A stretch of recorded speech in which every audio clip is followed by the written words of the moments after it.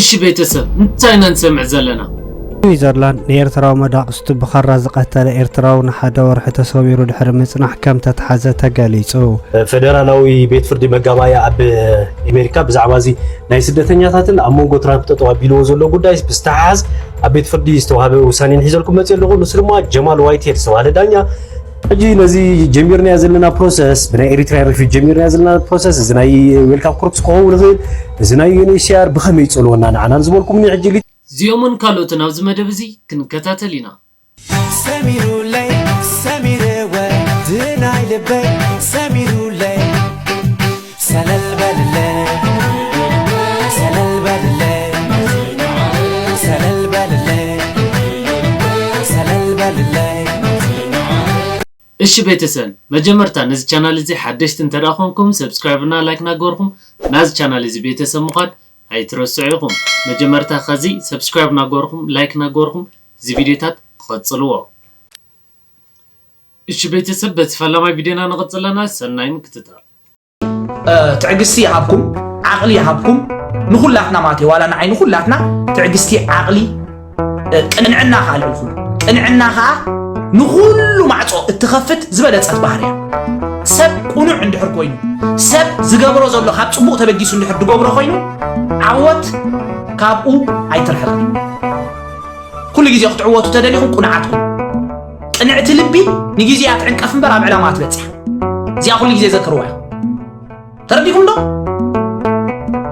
سلازي نغالو صات كفكرون فقري ناصاي فقري ناصاي نقول سبب افكرو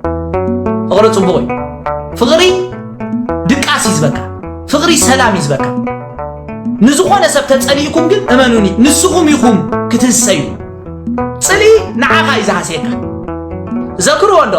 ሓደ ሰብ ትጸልኦ ተለካ ኣብ ሓደ ግሩፕ ነቶም 5 ሰባት ፎቶም ገዲፍካ ነቲ ሓደ ሰብ ትጸልኦ እንታይ ትኸውን ነቶም 5 ሰባት ከይከድካ ከይዋዓልካ ምስኦም ኣብቲ ማዕዲ ኣቲኻ ከለኻ ዓቕልኻ ይጸበካ ምክንያቱ ብሰንኪ ጽልእ ናይቲ ሓደ ሰብ ስለዚ በዝን ክስታይ እንታይ ድባል ክትገብሩለኩም ማለት እዩ أما سلام تاريخنا تليفون حسكا قيل بلالنا مسمد نبي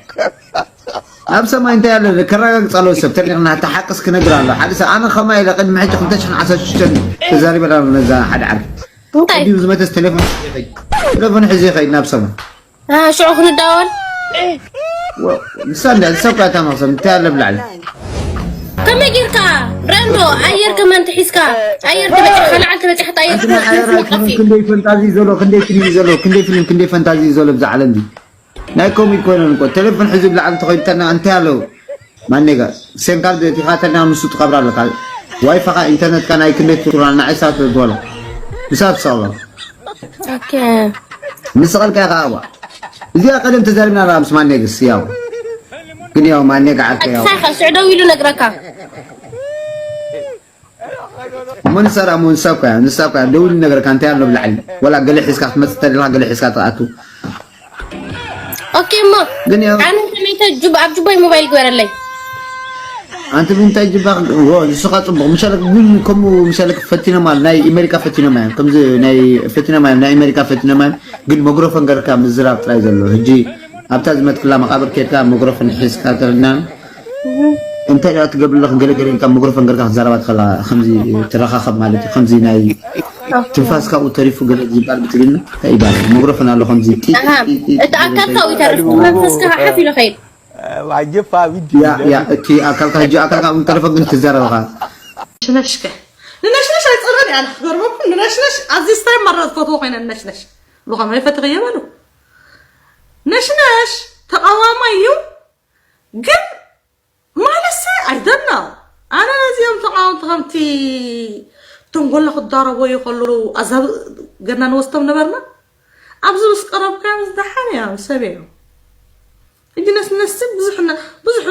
بزحت هاجراوين كمان لايك تقوروا له ريقكم افضل الزار ودس انا ني وسطهم غازيتانيا ناش كري دمص اصلني نشنش فيديو تاعك توصل لك الله غن ابي تبغيتكم راي وابل كمال اسك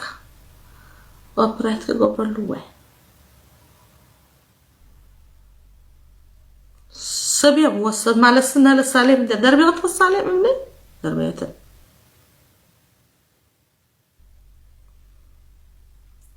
سيصبح أنا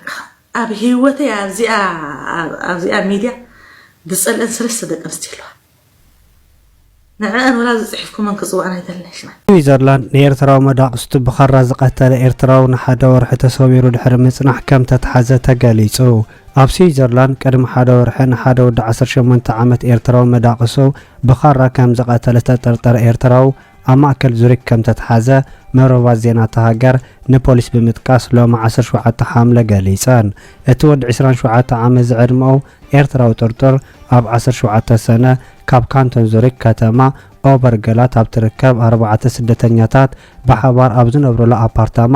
ምስቲ ካልኣዩ ኣብ ናይ ሓባር ክሽነ ጨቃጨቁ ምንባሮም ንፖሊስ ዝሓበረት ሓንቲ ካብቶም ነበርተ ድሕሪ 10 ደቂቃ ኣቢሉ ማዕጾ ክዕጾ ከም ሰምዐትን ድሕሪኡ ግን ድምፂ ከም ዘጥፍአና መልኪታ እቲ ዝዛረብዎ ዝነበሩ ብናይ ዓዶም ቋንቋ ብምዃኑ ዘጨቃጭቆም ዛዕባ እኳ እንተዘይተረድኣ ብኣስም ምዃኑ ስለ ዝገመተት ቀታሊ ምዃኑ ተጠርጢሩ ዘሎ ምስ ወፀ ማዕጾ መደቀሲ ኣኸፊታ ናብቲ ናይ ሓባር ክሽነ ኣምሪሓ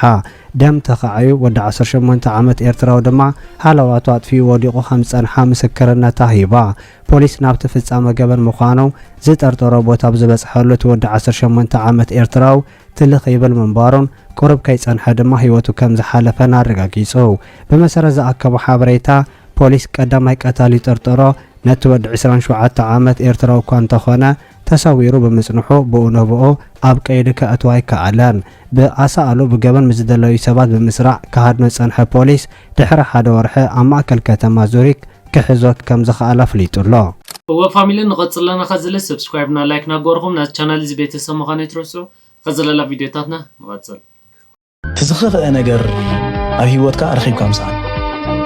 ረኺብካ ምሳን ብጣዕሚ ይድኸፍእ ማለት ከይረኸብካ ከም ዘለኻ ክትነብር ከማን ይበልጽ ብዙሕ ገንዘብ ገለ ይፈልጥ ኣብ ዝዓዲ ምስ መጻኹስ ብዙሕ ነገር ይኣኪበ ብስራሕ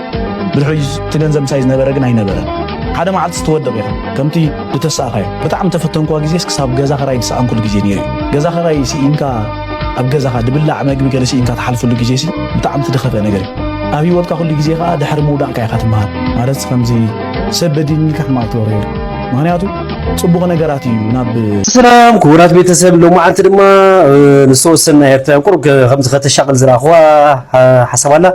ንስሓ ኣብዚ ዘይንዛረብ ናይ ዝተወሰንኩም ኤርትራውያን በብቁርብ ብኢንቦክስ ገለ ዝሓተትኩም ኣለኹም ሕጂ ንኹላትና ሓፈሻዊ ዝኾነ ኣረዳድኣመታ ክህልወና ናብዚ ሒዝያ መፅእ ኣለኹ ንሳ ድማ ከምዝፍለጥ ብዕለት 9 ሰነ 2025 ትራምፕ ንኤርትራ ትርከብ ዝተወሰነ ሃገራት ናብታ ሃገር ንዝግበር መገሻታት ኣጊድዎም ከም ዘሎ ኣብዚ ሓደፈ ሰሚዕና ርኢና ነርና ዲና ሕጂ ነዚ ጀሚርና ዘለና ፕሮሰስ ብናይ ኤሪትራ ሪፊውጂ ጀሚርና ዘለና ፕሮሰስ እዚ ናይ ዌልካም ኮርፕስ ክኸውን ይኽእል እዚ ናይ ዩኤንኤችሲአር ብኸመይ ይፀልወና ንዓና ዝበልኩም ሕጂ ሊተራሊ በቲ ኣባይታ ዘሎ ሓቂ ማለት እዩ በቲ ዝብሎ ዘለዉ ክፀልወና ኣይክእልኒ ምክንያቱ ንሶም ዝብሉ ዘለዉ ነቲ ኤሪትራ ናሽናል ኮይኑ ብፓስፖርት ኣፕላይ ንዝገብር ንኣሜሪካ ንኽኣቱሲ ብፓስፖርቱ ስኮላርሺፕ ክኸውን ይኽእል ካልእ ማለት ወይ ኣቦኻና ዲኻ ክትወስድ ትኽእል ግን ከዓ ብምንታይ ኣፕላይ ዝገበሩ ብፓስፖርት ኣና ግን ብናይ ሬፊጂ ኢና ኣፕላይ ንገብር ዘለና ብኸመይ ኢና ጀሚርና እቲ ፕሮሰስ ስለዚ ነቶም ብሬፊጂ ጀመርና ፕሮሰስ ሽግር የብሉን ነቶም ፓስፖርት ዘለዎም ዳ እንታይ እዩ ትሽግር ተልና እቲ ቀንዲ ከም ምክንያት ኣምፅኦሞ ዘለዉ እቲ ባክግራውንድ ኢንፎርሜሽን ዝበሃል ናትና ሕሉፍ ታሪክ ማለት እዩ ብፓስፖርት ኣፕላይ ንገብረሉ ግዜ እቲ ኤምባሲ ምስኣተና ማለት እዩ ኤምባሲ ኣሜሪካ ብሙሉእ ናትና ሓበሬታ ካብ መን ይኽረኽቦ ዘሎ ካብ ኤምባሲ ኤርትራ ምክንያቱ ሲቲዘን ወይ ከዓ ፓስፖርት ናይ ኤርትራ ሒዝና ንመፅእ ስለ ዘለና ተሓታቲና መን እዩ ኤምባሲ ኤርትራ ሕጂ ኤምባሲ ኤርትራ ከዓ ነዚ ሓበሬታ እዚ ክህቦም ኣይክእልኒ ኣብ ርእሲኡ ዋላ ክህቦም ተኸኣለ እውን ኮምፒውተራይዝድ ኣይኮነን ከምዚ ዲጂታል ዝኾነ መስርሕ ናይ ሓበሬታ ኣብ ሃገርና የለን ስለዚ ንሶም ነቲ ዲጂታላይዝድ ዝኾነ ሓበሬታ እዮም ዝደልዩ ዘለዉ ብሙሉእ ኮምፒውተራይዝ ዝኾነ እንተ ደኣ እዚ ሓበሬታ እዚ ተዘየለ ኣብ ኤርትራ እውን ስለዘየለ ማለት እዩ መንግስቲ ኣሜሪካ እዚ ከምዚ ዓይነት ሓበሬታ ዲጂታላይዝ ተዘይኮይኑ ንክንደይ ከምዚ ጎድናዊ ሳዕቤን ወይ ከዓ ከምዚ ናይ ወረቓቕቲ ዝተመስርሐ ወረቓቕቲ ዘይተፃረየ ወረቓቕቲ ሒዝልካ ስለዝመፅእ ዓና ነዚ ሓበሬታ እዚ ውድቅ ጌርና ኣለና ኢሎም ማለት እዩ ነዚ ኮምፒውተራይዝ ዘይኮነ ብዓሸራ ገለመለ ዘይተሰነየ ሓበሬታ ንዝህባ ሃገራት ማለት እዩ ሕጂ ብኸምኡ ንኤርትራ ሓንቲ ካበን ገይርዋ ኣሎ ማለት እዩ ናትና ግን ናብቶም ናይ ኤሪትራውያን ሬፊውጂ እንተመፂና ግን እቲ ናትና ሓበሬታ ብሙሉእ ተደልዮም ካብ እንዳኣራኸቡ ዝውኽሉ ተደልዮም እውን ኣብዚ ኢትዮጵያ መብዛሕትና ልዕሊ 6 ወራት ስለ ዝገበርና ዞም ናይ ኣሜሪካ ዝጀመርና ካብ 2023 ንቅድሚ ስለ ዝጀመርና ዝነበርና ማለት እዩ እቲ ናትና ናይ ክሪሚናል ብሙሉእ ካብዚ ናይ ፌደራል ፖሊስ እውን ክወዝዎ ይኽእሉ እዮም ስለዚ ብዛዕባና ዘድልዮ ዘበለ ናይቶም ኤሪትራዊ ሬፊውጂ ናብ ኤምባሲ ኤርትራ ዝኸይድ የብሎምን መንግስቲ ኢትዮጵያ ክቦም ስለ ዝኽእል ማለት እዩ ምስ ምትሕብባርና ዩኤንኤችሲአር ምክንያቱ እቲ ናትና ኬዝ ኣብ ኩሉ ከም ካልእ ነጥቢ ዝሓዝኳ ድማ እቲ ናትና ኬዝ ይቀያየር እዩ እቲ ናትና ስታተስ ማለት እዩ እቲ ናትና ናይ ዜግነት ሕጂ ንኣብነት ኣብ ኤርትራ ከለና ኤሪትሪያን ሲቲዘን ንበሃል ነርና እንተሓታቲና ድማ መንግስቲ ኤርትራ ማለት እዩ ኣብ ሰመፂና ግን ኤሪትሪያን ሬፊጂ ወይ ከዓ ኣሳይለም ሲከር ንኸውን ስለ ዘለና ተሓታቲና መን ዩኤንኤችሲአር እዩ ኣና ልክዑ ኤርትራውያን ስለ ዝኾንና ዜግነትና ኤርትራውያን ክንብል ንኽእልና ግን ዓለም ንዓና ብትፈልጠና ብኤሪትሪያን ሬፊጂ ኣትፈልጠና ስለዚ ብሙሉ ትናትና ሓበሬታ እቶም ሬፊጂ ዝኾንና ካብ እንዳ ኣራበር ናብ ኤምባሲ ኤርትራ ዝኸይድ የብሎምን ከነዚኣ ትመስል ሓበሬታ ካልእ ከምዚ ቁርብ ሕርክርክ ዝብል ሓበሬታታት ኣብ ዝራ ኩሉ ናብ ዝመፅእ ከካፍለኩም እየ ካልእ ከም ዘይበርህልኩም ተለውን ኣብ ኮመንት ፅሒፍኩም ወይ ብኢንቦክስ ኣቢልኩም ዝኾነ ነገር ክትሓትሉ ትኽእሉ ኢኹም ክሳብ ሽዑ ሰሰናዩ ከምቲ ልሙድ ተደመሮ ምልክት ምጥቃት ፎሎ ብምግባር ላይክ ሼር ሪፖስት ብምግባር ድማ ቤተሰብ ንኹን ያነየለይ ሰላም ክቡራት ቤተሰብ ሎማዓንቲ ድማ ነቲ ብዕለት 14 ሓምለ 2025 ኣብ ፌደራላዊ ቤት ፍርዲ መጋባያ ኣብ ኣሜሪካ ብዛዕባ እዚ ናይ ስደተኛታትን ኣብ መንጎ ትራምፕ ጠጠው ኣቢልዎ ዘሎ ጉዳይ ብዝተሓሓዝ ኣብ ቤት ፍርዲ ዝተዋሃበ ውሳኔ ሒዘልኩም መፅእ ኣለኹ ንሱ ድማ ጀማል ዋይትሄድ ዝተባሃለ ዳኛ መንግስቲ ኣሜሪካ ብፍሉይ ጠመተ ክግበረሎም ኣለዎ ንዝበሎም ሰለስተ ስደተኛታት ብፅሑፍ ኣረኪቡሎ እዚኦም ስደተኛታት እዚኦም ድማ ቀዳምነት ክወሃቦም ከም ዘለዎም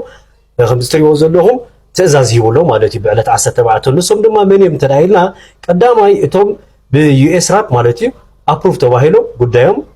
ሰርቲፋይ ተባሂሉ ናብ ኬንያ መፅእ ዘሎ ማለት እዩ ኣፕሩቭ ተባሂሎም ከብቅዑ እንተኾነ ግን እተን ሃገራቶም ኣብ ትራቨል ባን ኣትየን ዘለዋ ስለዚ እዚ ናይ ሃገራቶም ትራቨል ባን ምእታው ብዘ የገድስ እቲ ፕሮሰስ ክቅፅል ከም ዘለዎ ናይ ዝምስዋት ከም ቀዳማይ ደረጃ ሒዞም ኣለዉ ከም ካልኣይ ደረጃ ድማ USCIS ኮንዲሽናሊ ኣፕሩቭድ ንዝበሎም ሰባት ድማ ብዘይ ቅድመ ኩነት መንግስቲ ኣሜሪካ ነዚኦም ሰባት እዚኦም ጉዳዮም ዳግመ ግምት ገይሩ ክእትዎም ከም ዘለዎ ሓበሬታ ሂቦም ኣለዉ ሳልሳይ ድማ ነቶም ካብ ዲሰምበር 1 2024 ክሳብ ትራምፕ መፅኡ ጠጠው ዘበሎ ክሳብ ጃንዋሪ 20 ክሳብ ጥሪ 20 2025 ኣብ ዘሎ ነበረ ግዜ ፍላይት ወፂሎም ከብቅዕ ግን ከዓ በቲ ትራምፕ ዘውፅኦ መሰረት ናይ ኣሜሪካ ከኣቱ ዘይከኣሉ ስደተኛታት ነዚኦም ሰለስተ ዳግመ ግምት ክግበረሎምን እቲ መስርሕ ድማ ካብ ሶኒ ዝጅምር ኮይኑ መንግስቲ ኣሜሪካ ካብ ሶኒ ጀሚሩ ማለት እዩ ነዞም ኣቀዲምና ዝገለጽናዮም ሰለስተ መደብ ተኸፊሎም ዘለዉ ስደተኛታት ከለልዮምን ኮንታክት ክገብሮምን ከም ዘለዎ ቤት ፍርዲ ሓቢሩሎ ኣብ ርእሲ እዚ ድማ ካብ ዕለት 28 ሓምለ ጀሚሩ ድማ ነቶም ፍላይቶም ተደምሲሱ ዝነበረ ወይ ከዓ ካንሰል ኣውት ኮይኑ ዝነበረ ከለልዮምን ብዛዕባ ናይቲ ጉዳያቶም ድማ ሓበሬታ ክህቦምን ከም ዘለዎ ቤት ፍርዲ ሓቢሩሎ ስጋብ ሕጂ ዘሎ ምዕባለታት ነዚ ይመስል ኣብ ቀጻሊ ዝኾነ ምዕባለታት እንድሕራሎ ሒዘልኩም ክመፅእ ክሳብ ሽዑ እግዚአብሔር ጥጥዑሙ የስምዐና ፋሚሊ ንቐፅለና ከዝለ ሰብስክራይብ ና ላይክ ና ጎርኹም ናዚ ቻናል እዚ ቤተሰብ ምዃነ ይትረስዑ ከዘለላ ቪድዮታትና ንቐፅል መኒካ መፅየፊ ክነግረክ ዶ መኒካ عبيت عزيز نيركيندا كنقرأ كتير تفانكي حدا بلاني كمزي بقوم تجاربه زلوا خيمة سلكي وعلى حمد أهمه وني كان وعلى حمد أه نقرأ كتير ده نقرأ نسكي أبي تعسيرين يلا نقرأ كتير بس أنا عارف وني كا تحكي تجاربه زلوا وفضلنا أنا تعصر كذا تجاربي أنا أتعصر كل أجوالي أتجاربي اليوم تجاربي زلوا تعديش تعديش زلوا نقرأ كتير كل على كتير ها أكلام مدبر كنت أسمع أبكى حوطة كنت معادي ها انترفيو قبل أبكي أبراهام أبيض نمني ترى حتى ما تزارك بس أجا بس ياخذ دقاقي أنا ده أبراهام مش انترفيو قبل بني رسلم ده جوته انترفيو أبكى ولا تيجي أبكى لا مدبر نزناي حوطة مثل كذا الصحيح مالتي إيه وجه عنا ما عودي ولا عجيب بقله حدا معلتي بقله حدا نمنا يو نجر حدا نمنا يو لو تغمتي أنا 5 سنة تبنيا دلو ينتلوتي قال كل سنة تبنيا هم دلو يو إلى إذا أمن حزبنا خا كدارو اللي لابو زدلي مغناطوس إحنا خنكير انتقينا نتنا حزبنا الرأي أتمامتاتي السماعة هنا خنكير ندل زلنا مالتي بتزوار من قدي نبتزنا بره دحان زخونه ناو خن ملسمو خال زبره ነገር ተራይና ይፈለጥና ብባሊ أتم سبات نفسي رغيبي أتم سبات تنسعوا أتا تنسع تمنسي تنسع تسألي صلوت جبر تغرز اللغة من قد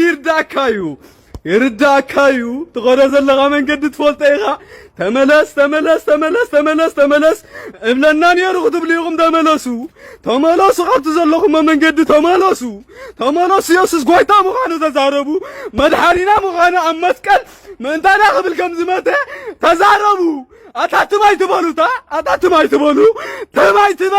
تماي تبال من سي تزارب أملاق مدحانينايو أوي تمسكنكا قويتاي أوي تمسكنكا أتا خندي تعين زناسنت أتا نفس زرغبا خما يهلونا أتم سبات عانيت من قدينا نغيد نيرنا أتم سبات تنسع تملسوا شيطان زخوانا حسابات أبرؤسو ماوتيو كاو أملاك الحقاكم كفتنيو نساقن انتا قبر زلكا أي كونني أي سمع كاني غاتبروني شيطان مغنياتو كله زفتره يسوس كرسوس سلم أمسانا